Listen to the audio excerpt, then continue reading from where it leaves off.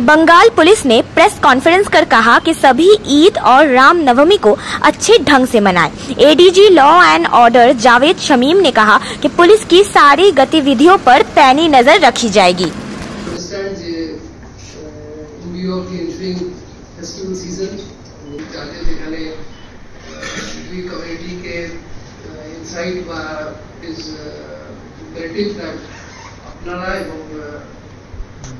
আমাদের পাবলিককে অ্যাওয়্যার করানো যে we should be very very sensitive and very very alert.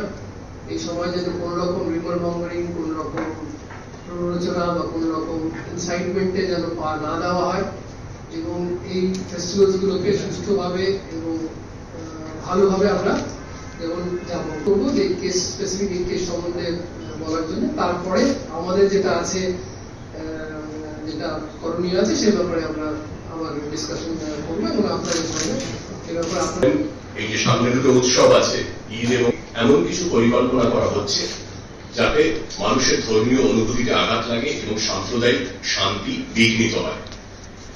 एमन किछु पोस्टर व प्लैकार्ड विभिन्न जगह लगाনোর পরিকল্পনা। खबर स्पष्टता के साथ जानने के लिए बने रहिए स्पष्टता न्यूज चैनल पर और स्पष्टता न्यूज चैनल को लाइक, कमेंट और सब्सक्राइब अवश्य